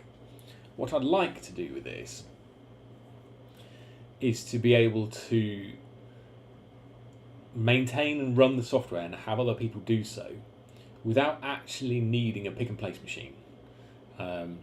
OpenPnP has a similar functionality like this, in that it has a virtual camera and you can jog around it and you have a virtual machine set up. And this is something I'd like to do as well, because it's a good idea. It also allows you to like run automated tests and all this kind of thing. So there's multiple reasons why this is good. So I did a little bit of experimentation on virtual cameras. So a virtual camera of what? Right, so OpenPnP does it using like, I think there's an SVG file or it might be a bitmap file. And the way that it has its virtual camera is that it basically, you have an image and it has a point on the image and it takes a chunk out of the image and it uses that as the source for the camera. And then if you move the machine's head, it moves that virtual point in this image to somewhere else and it takes a chunk out of it and uses that as the source of the virtual camera. I mean, you could do it like that, but I wanted something better. Because I want a 3D preview of the machine, and if I've got a 3D preview of a machine, I could have a 3D preview of board, and I can have a 3D preview of components, and I can have a 3D preview of anything else that I might need. And therefore, I need 3D objects, and therefore I need a 3D camera pointing at 3D objects, and then that's normally done on a GPU. You've got software renderers, but yeah, it might be a bit slow. So I did a little bit of investigation into 3D rendering, right? And then also how to capture the 3D scene that's rendered by your GPU, and then how do you then chunk that up, or capture it so that you can then pretend it's a regular camera so that you can chunk it up and send it to the operator UI. So basically you need to capture the frame buffer. But the problem is that the frame buffer, which is where all the dots are, is on your GPU and not in your main memory, and there's communication delays between getting one thing to the other. And you need it to have it in your main memory so that you can chunk it up and then send it over the network. So we did an experimentation using Screen 13 to render some cubes. And let me open this in Explorer, and then we can go in here. So the idea is that I've got a camera and it's pointing at some objects, and I want to know how to move the objects around and maybe move the light around. So I'm just stepping back and forwards through these image files that I've captured, and we can see that the objects rotate around and also that the light moves around, which is great. And if I've got a PNG file, that means I've got some data in memory which I then use to store a PNG file as a file on my hard disk, or SSD these days. So basically there's a proof of concept about how to render a 3D scene, light it, and get data out of it. Now, why is this important? Why do we need a PNG file or memory that could be used to save a PNG file? Let's go back to the architecture. No, that's not it. That's the architecture. Right. So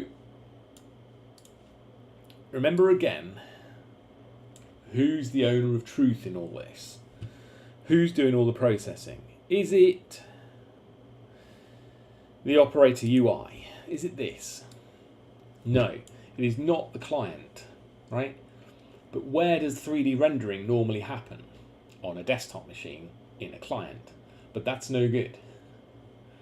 The client is just dumb. It's going to be dumb. It's not going to know anything about 3D at all. I don't want to have to send 3D objects to a client. I don't want to have to send a 3D scene to a client. I don't want to have to tell a 3D client to move. Yeah, I don't want to do it.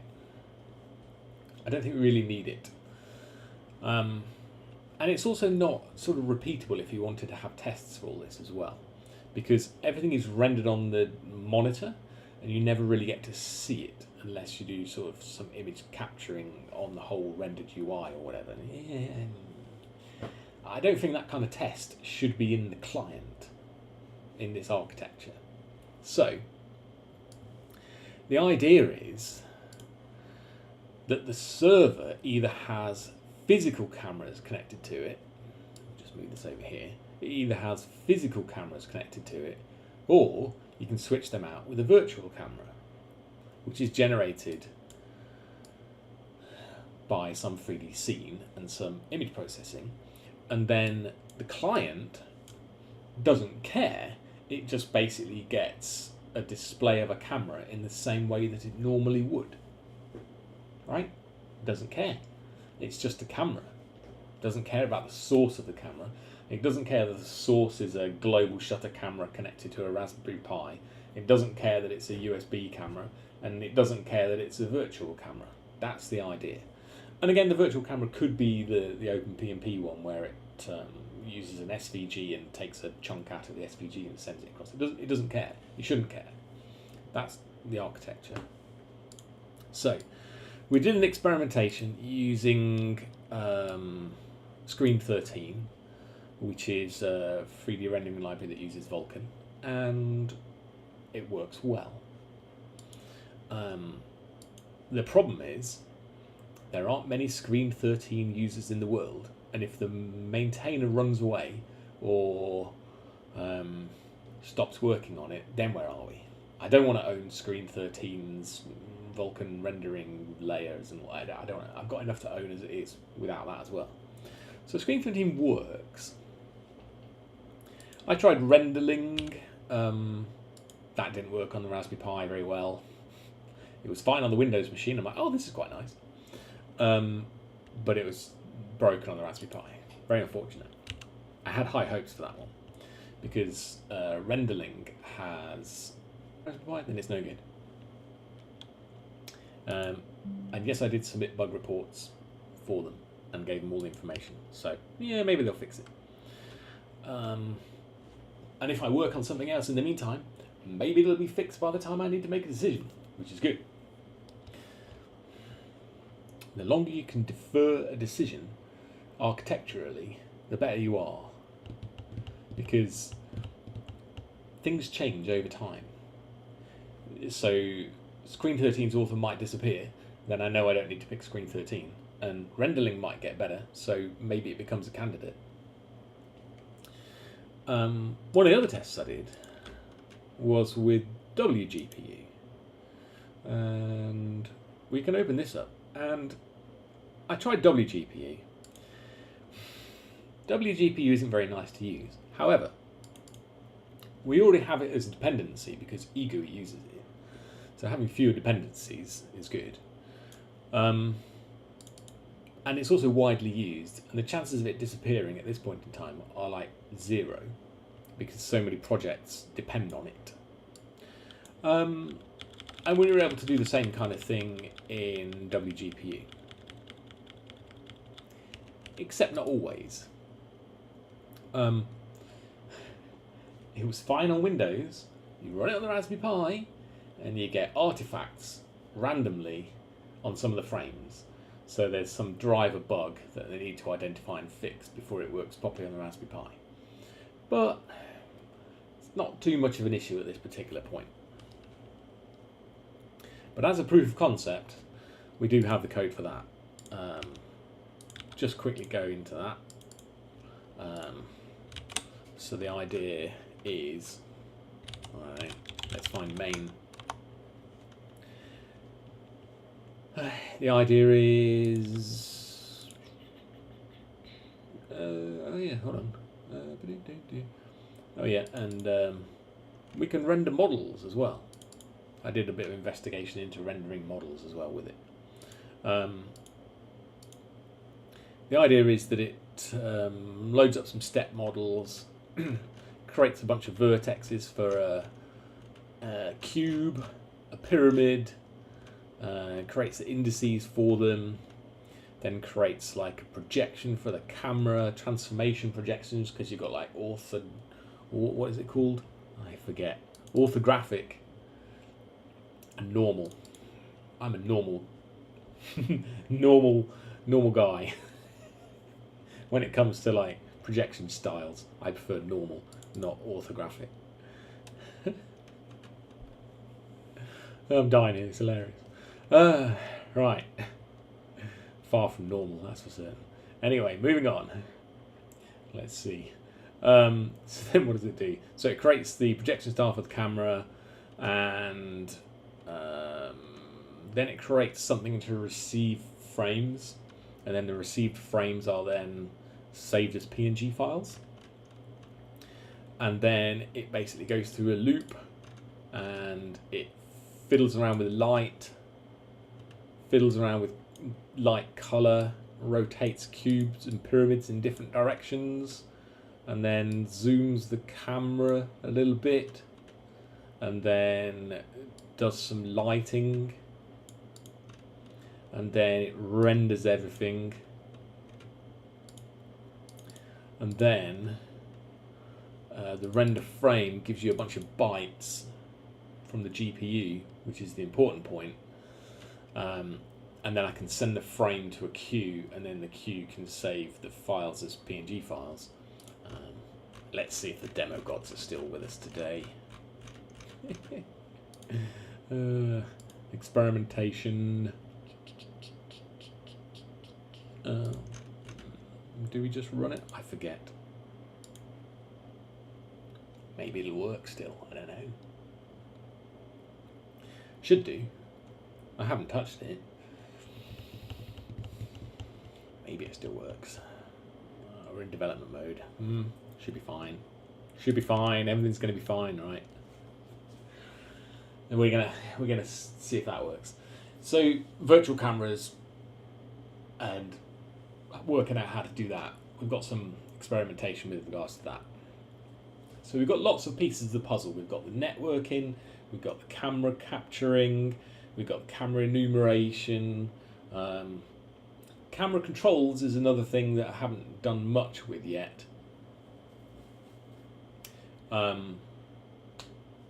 That's really slow. Oh, it's because it's in development mode.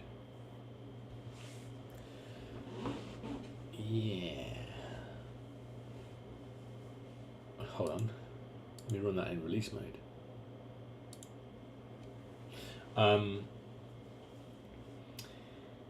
What was I saying? Camera controls, that was it. Camera controls such as like brightness, contrast, and all this kind of stuff. It turns out doing this is a real pain to do it in a cross-platform way. If you just want to target like Linux, then you can pick just like any one of the APIs that allow you to do it. But if you're trying to do it in a cross-platform way, like I am, there's different ways of interacting with cameras using all the different operating systems. Great. And do they all expose the same kind of things? No. So I need to come back to that.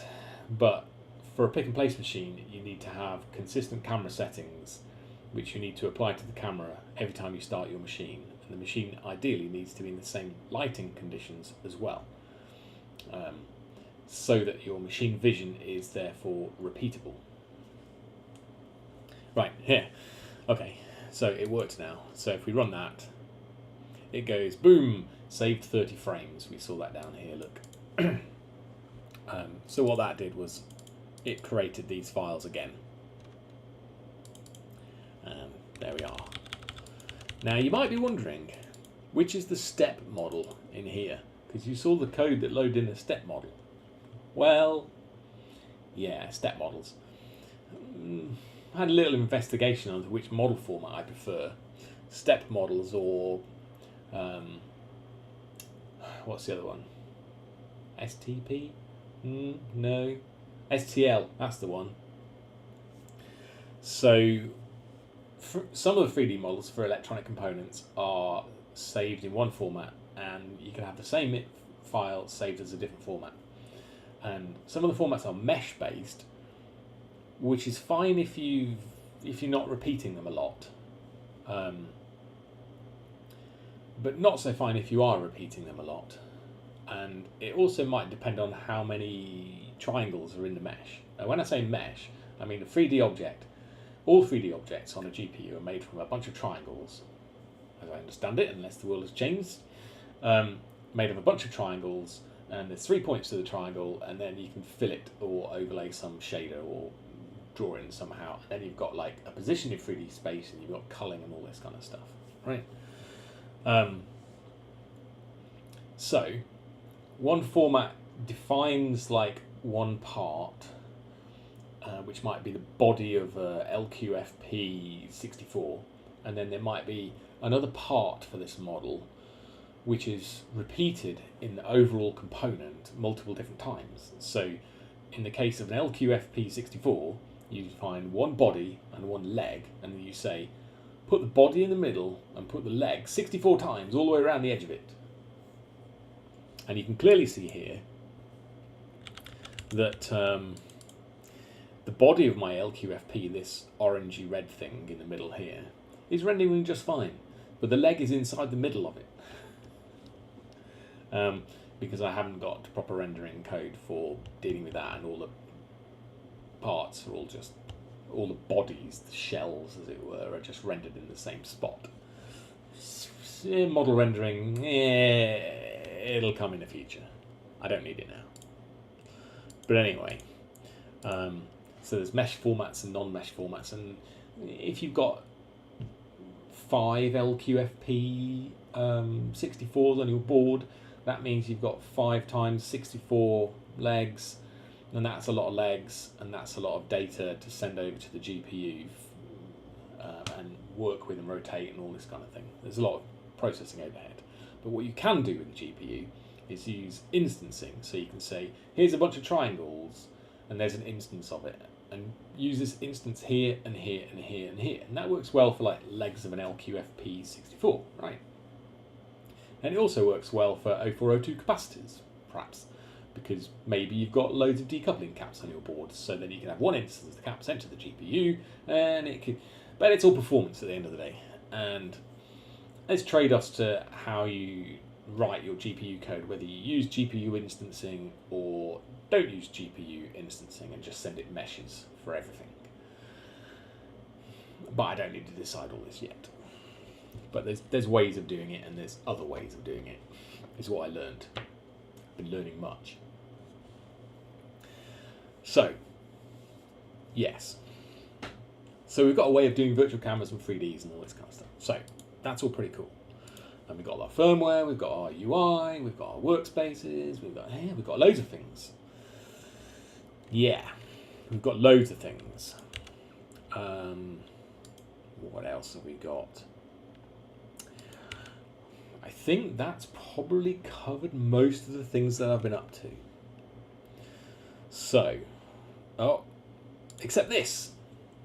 We forgot this. If you want a Gerber viewer written in Rust, there's one on the repository. Look, it's written in Rust. Amazing. You can turn off layers. You can keep layers on. You know, let's have a look at the bottom. You know, and if you wanted a Gerber viewer and you weren't happy with the existing Gerber viewers, which I can quite understand that because most of them suck, at least now you have like a base where you could potentially take the Gerber rendering code that I've got and make a better UI for it. I haven't done that because that is not my main focus. This is just an interesting little side project that came along. And you know, you can rotate all the layers and you can move them around, and oh no, that one's not on. Hold on. You know, you've got all this stuff. You can zoom in. it's pretty complete in terms of this thing. Oh yeah, rotating. We've got all this stuff going on. So it's kind of neat Gerber view. Oh, you can rotate the whole lot as well. You can offset the design and so on. You can mirror things and you can rotate the whole lot together. So it's pretty cool. And this is all real time as well. And you can zoom it, and you can move the camera, and you can go to positions. And there's various other little settings, like I was showing you in the Gerber Viewer demo earlier. This is where it renders each primitive in a different color. And then we've got some numbering stuff that's going on. There's numbers on the corners here. And then we've got numbers for each of the individual shapes. So there's some various debugging modes. We've also got the ability to show the outlines, so the bounding boxes, and then we've got the bounding box of the whole thing itself. So yeah, so there's lots of stuff there. So if you wanted to expand on this Gerber viewer, then you've got a great base to do so. And we can fit and center as well. Or reset everything. Yay. So we've got a Gerber viewer. Yeah, so that's where we're at the moment. So let's go full screen. What's next? Right, tomorrow I'm going to do another live stream, and what we're going to use is dip trays to make up a new control board. I'm going to start on this tomorrow. I was going to start on it today, but I've been doing this stream instead. So this is the original control board out of that machine over there. I could write the firmware for this, and maybe in the future I will. But while I'm in the experimentation phase, and I don't want to kill my machine, and I also don't want to upset my original control board with its China software on it, and I also want to keep the control board that's in the machine usable with OpenPnP on it, so I can cross-reference things and compare things and just keep it around, basically. I don't want to sort of go between or have to keep moving things out of the machine and then putting it back in, and then what about I want to use my oscilloscope to probe the PWM signals so I don't burn out solenoids on the machine and all this kind of thing. I've done all this kind of stuff before. I don't want to use the control board that's in the machine. So tomorrow what I'm going to do is start making up the schematic for a new control board using new components with this architecture in mind that I've been talking about, and also so that it's just a drop-in replacement for the machine that I've got. That is, it'll have the connectors to allow me to drive the stepper motors that are in there, but I also want to have it so that it's perhaps got some stepper motors on board as well, like the 3D printer control boards do. So I need to think about exactly what needs to go onto this control board. But luckily, let's just get this onto the right thing. Yeah, this over here. Machine operations. Luckily, I've had a good think about this, and I've also done lots of experimentation since I had a think about this. So I'm going to use this as my starting point of where we need to go to. So my first cut of this board will probably be something that's got both an FPGA on it and an H7 processor on it. Probably an H7.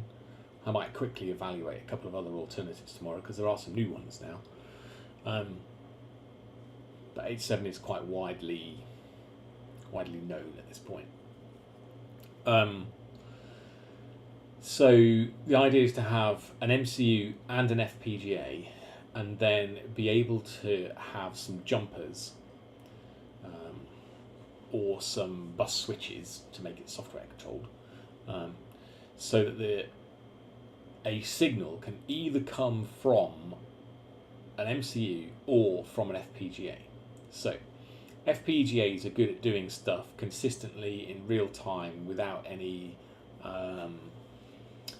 latency issues that you often get with MCUs. So for instance, even if you're driving a DMA stream to control a stepper motor, your DMA stream might get delayed if there's more than one DMA stream going on, because you've got like DMA arbitrators and all this kind of stuff going on inside the MCU, which you have no real visibility on. Whereas with an FPGA, you can control everything exactly how you want it. But the problem is, I don't know anything about FPGAs. But I know enough to be dangerous. So the idea is that we design a schematic that's got an MCU and an FPGA on it and some flexible I/O, and then all of the other things that I know I need for this machine, and put on, and then either, I'm not entirely sure yet, but either just design one board with the same connectors on it that my machine currently uses, or design one board and then like a carrier board for it, which is specific to my machine. I've not really decided yet. I'll decide that tomorrow, I suppose. Yeah. So we'll see. Yeah, so that's where we are with the whole project update. So I have been quiet on this. There's not been that much stuff that's been fantastic for like doing live streams on, so that's why I've been absent a little bit. Lots of the little experimentations that I've been doing have been like beating your head against a brick wall repeatedly for like a month or something, until you finally get something that works. And then after that, there's been like integration of that into like the server code base and working around a myriad of eGUI issues or ergot issues and so on. And I don't think it's made particularly fantastic content for live streaming. So maybe tomorrow's one we'll do a live stream for the schematic design and see how far we get. I haven't done any schematic design for about a year and a half now, so I'm sure it'll be entertaining trying to remember everything. But we'll see. So there we are. If you want to get involved, again, you can go onto the MakerPnP GitHub repository and go onto the MakerPnP. Where are we? This one. Go onto the MakerPnP repository, and in there you've got some information about the project and various different links and so on. Yeah. And you can get involved in the planning side of things, the Gerber side of things, the machine operation side of things. There's so many pieces for other people to get involved at. So if you want to work on something and you're interested in all this stuff, then please make contact, and then I'm sure we can find some cool stuff to do. Speaking of making contact, you can find links in this video, but Discord is where all the conversation is happening. So I'm giving details there of what I'm up to. It's been quiet for the last month or so, but there's lots of just interesting discussion happening in there. So if you want to get involved, just pop in there and say hello. On Discord, I'm Hydra. You can find me there. You should see me on the list of users or whatever. You'll find me anyway. So yeah, so I hope this was interesting for anybody that wants to know where the project is at. Yeah, and I hope to see you on Discord and or in the comments below.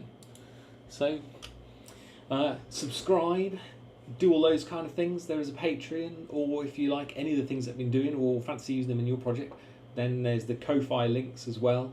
You can use those if you want to make a donation, if any of this has been useful. Yeah, so thanks for watching, and we'll see you on the next one.